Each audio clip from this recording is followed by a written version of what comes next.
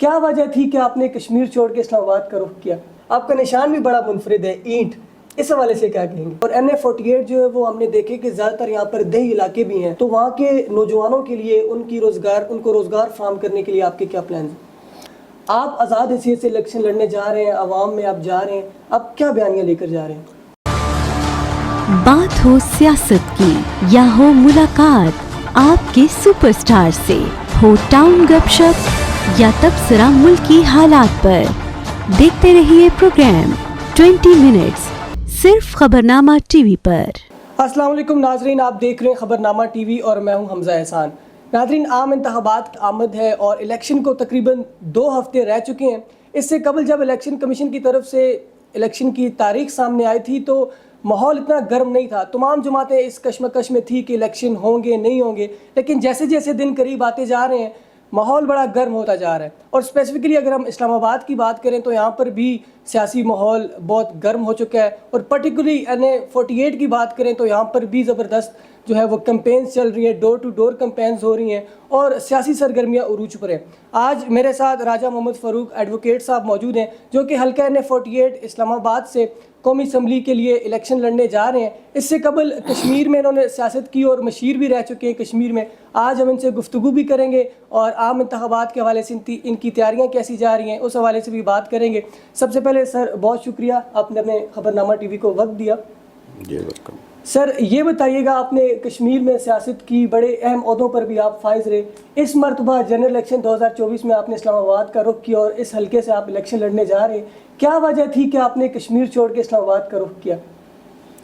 دیکھیں، first of all یہ کہ میرا کشمیر کے ساتھ تعلق ہے، اور میری جس دھرتی نے مجھے جنم دیا اور میری پیدائش وہاں کی ہے، مجھے کشمیر سے پیار ہے، اور وہاں پہ بھی میں نے سیاست کی ہے عرصہ دراز سے۔ جب سے میں نے اپنا ووٹ سنبھالا ہے تو میں وہاں پہ، جب اللہ تعالیٰ نے مجھ پہ فضل کرم کیا تو وہاں پہ میں ڈیولپمنٹ کے کام کرتا ہوں، ویلفیئر کا کام کرتا ہوں۔ جو کسی کی ضرورت ہوتی ہے مجھے وہ کانٹیکٹ کرتا ہے تو میں وہاں پہ، جیسے وہاں کی روڈز ہوگی یا اور چیزیں ہوگی، بچوں کی شادیاں ہوگی وغیرہ وغیرہ، بھی یہ جو ہے نا میں وہاں پہ ابھی بھی کر رہا ہوں۔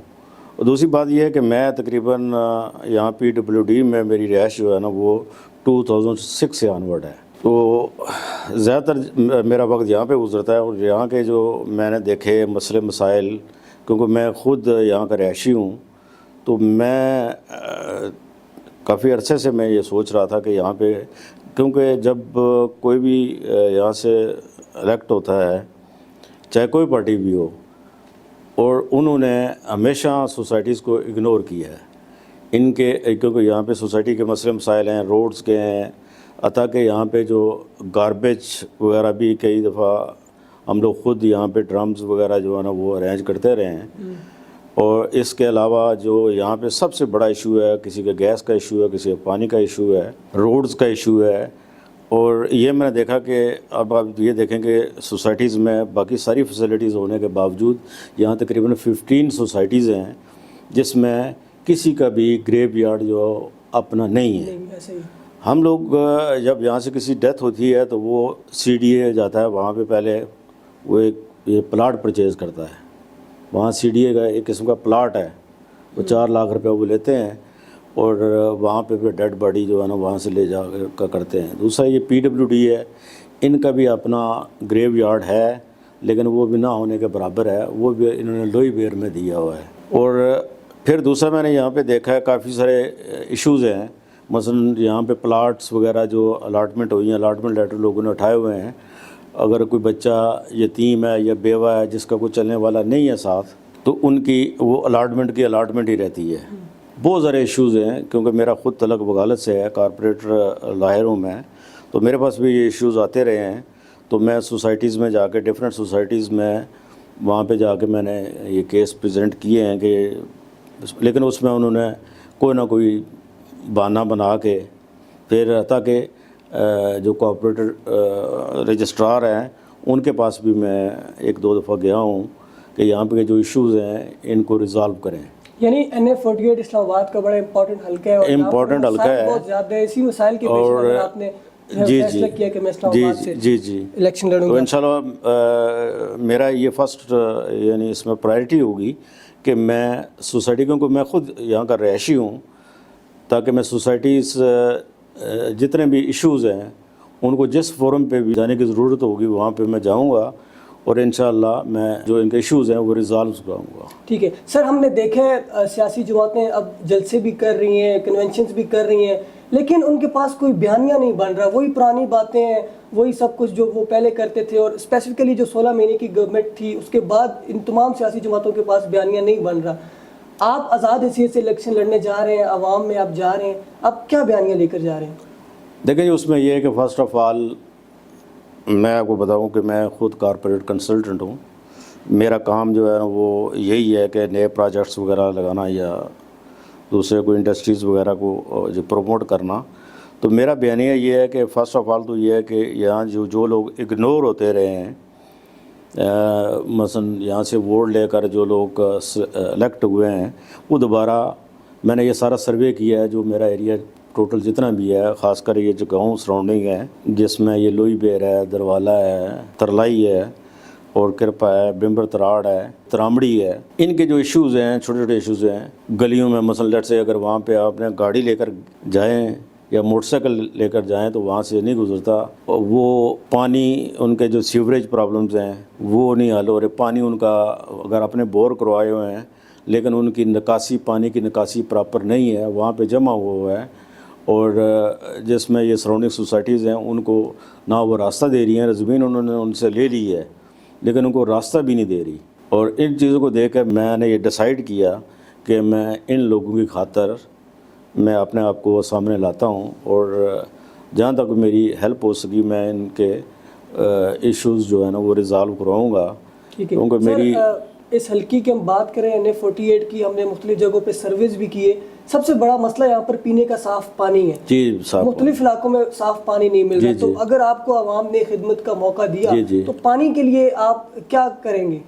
پانی میں یہ ہے کہ جی ڈفرینٹ جو آپ کے یوسیز ہیں وہاں پہ ایک چھوٹے چھوٹے اسمال ڈیمز دیکھیں گے کہ وہاں پہ پانی جو نیچرل واٹر آ رہا ہے یا چشمے بھی ہیں یہاں پہ کافی سارے، ان کو جتنا بھی سٹوریج کیپیسٹی ہوئی تو اس پہ آگے پھر ان کے فلٹریشن پلانٹ لگائیں گے تاکہ ان کو صاف پانی پینے کا ملے۔ سر جہاں چھوٹے چھوٹے مسائل یہاں پر بہت زیادہ ہیں، میگا پروجیکٹس کی بھی اسلام آباد میں ضرورت ہے۔ اس سے پہلے بھی آپ نے سیاست کی، کشمیر بھی، آپ کے آگے فیوچر پلانز کیا ہیں؟ اسلام آباد کو کن میگا پروجیکٹ کی ضرورت ہے؟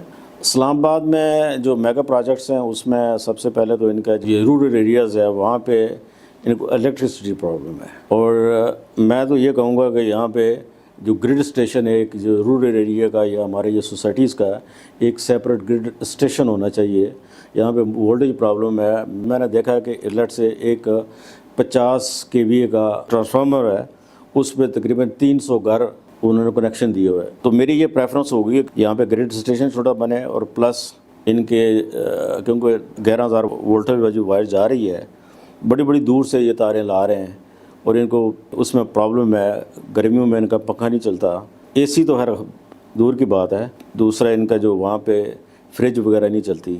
تو یہ میرا پروگرام ہے کہ میں یہاں پہ ایک گریڈ اسٹیشن سیپریٹلی اپروو سر تھوڑا سا ہم لوگ اگر سیاسی صورتحال کی بات کریں، ملک کی ایک بڑی جماعت سے ان کا انتخابی نشان بھی لیا گیا، اور کلیم کرتے ہیں وہ کہ لیول پلینگ فیلڈ ہمیں نہیں مل رہی۔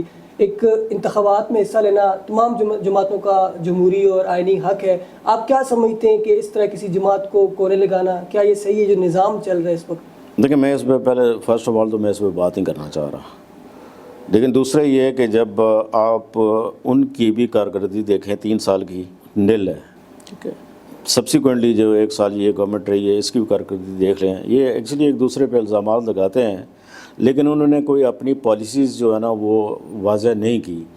فرسٹ آف آل تو یہ ہے کہ یہ اگر آپ دیکھیں تو یہ 5 سال ٹینیور نہیں پورا کرتے۔ میں تو کہتا ہوں یہ اسمبلی کا جو ٹینیور ہے وہ 10 ایئرز پہ ہونا چاہیے، تاکہ ایک پروجیکٹ اگر ایک گورنمنٹ آئی ہے اس نے کوئی پروجیکٹ اس نے پرپوزل دی ہے یا اناؤنس کیا ہے تو اس کی ایگزیکیوشن ہو سکتا ہے نیکسٹ یعنی گورنمنٹ جو ہے نا وہ دوسری پارٹی کی کیا جائے تو وہ پروجیکٹ وہاں کا وہیں رہ جاتا ہے۔ سر جہاں اور بہت سے مسائل اسلام آباد میں ہیں، وہیں جو سب سے بڑا مسئلہ ہے نہ صرف اسلام آباد کا بلکہ پورے ملک کا، وہ ہے بے روزگاری. اور NA48 جو ہے وہ ہم نے دیکھے کہ زیادہ تر یہاں پر دیہی علاقے بھی ہیں، تو وہاں کے نوجوانوں کے لیے ان کو روزگار فراہم کرنے کے لیے آپ کے کیا پلانز ہیں؟ دیکھیں جی، اس میں یہ کہتا ہوں کہ سیلف امپلائمنٹ جنریشن پروگرام ایک انٹروڈیوس ہونا چاہیے، جس میں کاٹیج انڈسٹری ہے. کاٹیج انڈسٹری کو کہتے ہیں جی گھریلو صنعت، یہ لائک چائنا ہے. ٹھیک. اس میں انویسٹمنٹ، چھوٹے سے چھوٹی انویسٹمنٹ بھی جو ہے وہ اس پہ کام چل سکتا ہے. جیسے یہ میں آپ کو مثال دوں گا، بیوٹی سوپ ہو گیا، لانڈری سوپ ہو گیا، سرف ہوگی، ٹی مینوفیکچرنگ ہوگی، ٹیشو پیپرز ہو گئے. اسی طرح تقریباً کوئی 500 کے قریب ہیں جو کاٹیج انڈسٹریز جو ہے نا وہ میرے ذہن میں ہے. یہ لائک چائنا کے ڈفرینٹ پارٹس جو ہے نا وہ بنتے ہیں یہ گھریلو صنعت میں. اس اینڈ پہ وہ اس کی اسمبلی یونٹ ہوتا ہے. ٹھیک. تو میں مثال دیتا ہوں، جیسے یہ موبائل ہے، موبائل میں جتنے بھی اس کے پارٹس ہیں وہ الگ الگ ہوم بیسڈ انڈسٹریز ہے، وہاں پہ بنتے ہیں. اور اینڈ پہ ایک اسمبلی یونٹ ہوتا ہے، اس کو اسمبل کر کے وہ ایکسپورٹ کرتے ہیں. اسی طرح مشینری ہے، اس طرح باقی آئٹمز جتنی بھی آئٹمز چائنا سے آ رہی ہیں وہ اسی طرح آ رہی ہیں. پاکستان میں چاہتا ہوں کہ یہ سیلف امپلائمنٹ جنریشن پروگرام ایک ہو جس میں گورنمنٹ کی طرف سے کوئی سپورٹ بھی ہو یا NGOز کو سپورٹ کریں. تو اس میں اپنی ایکسپرٹیز بھی دے سکتا ہوں. ٹھیک ہے سر. اس کے علاوہ خواتین کے لیے بھی ہم نے دیکھا ہے دیہی علاقوں میں کوئی ٹیکنیکل سکولز نہیں ہیں اس طرح کے، تو ان کے لیے ہوم بیس کوئی پروجیکٹ؟ جی بالکل ان کے لیے بھی ہے. ان کے لیے یہ ہے کہ جس طرح یہ میں نے مثال دی ٹی کی، ٹی اگر بلک میں لا کے وہ ہاتھ سے پیکنگ کریں، چھوٹے شاپرز وغیرہ بنا کر، اس طرح سرف اگر لگا ہول سیل سے لا کر وہ پیکنگ کریں. اس طرح ڈفرینٹ آئٹمز ہیں، یہ آپ کے مسالہ جاتے ہیں اور اس طرح کی چیزیں کافی ہیں. تقریباً 1000 کے قریب جو یہ جسے ہم لوگ کہتے ہیں فاسٹ موونگ کنزیومر گڈس کہتے ہیں. ٹھیک. فاسٹ موونگ کنزیومر گڈس جو کہتے ہیں جو روزمرہ کی استعمال کی چیزیں ہیں. صحیح. تو وہ اگر وہ خواتین کرنا چاہیں اپنے اینڈ پہ وہیں پہ جس وہ لوکیلٹی میں رہ رہی ہیں تو وہ اپنے بچوں کا پیٹ پال سکتی ہیں. میں مثال یہ دیتا ہوں کہ مثلا سے ایک ٹوتھ پیسٹ ہے، اگر ایک ٹوتھ پیسٹ جو ہے نا وہ اگر آپ نے کسی اچھی جگہ پہ آپ نے دکان رکھی ہوئی ہے تو اس میں مارجن 15 20 50 روپے مارجن رکھے گا.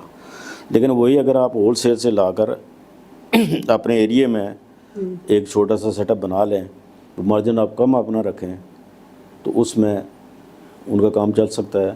اس طرح باقی چیزیں میں جیسے سٹیچنگ کا ہے، امبرائڈری ہے، لیکن انہیں اگر دیکھیں کہ آپ ان کی سیلز جو ہے نا وہ ایک مارکیٹنگ ہو، ان میں کافی اس میں پوٹینشل ہے. سر آپ کو انتخابی نشان جو ملے، ہم نے دیکھے باقی لوگوں کو کسی کو پیچکس ملے، کسی کو بینگن ملے، آپ کا نشان بھی بڑا منفرد ہے، اینٹ.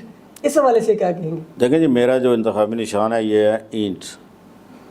کسی بھی چیز کی اگر آپ نے بنیاد رکھنی ہے، کوئی فاؤنڈیشن رکھنی ہے تو اس میں اینٹ کام آتی ہے.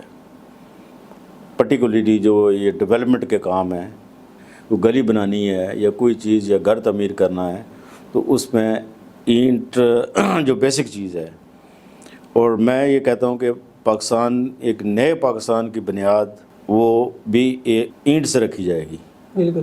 Regarding development. سر آخر میں اپنے حلقے کی عوام کو آپ کیا پیغام دینا چاہیں گے؟ اپنے حلقے کی عوام کو میں یہی پیغام دینا چاہوں گا کہ میں انشاءاللہ اگر اللہ تعالیٰ نے میرا ساتھ دیا، لوگوں نے میرا ساتھ دیا، تو اگر مجھے عزت بخشی تو انشاءاللہ میں حلقے کی خدمت کروں گا. ہر قسم کے مسائل جو ہیں وہ میں اس میں کوشش کروں گا کہ میں ان کے معیار کے مطابق اتروں.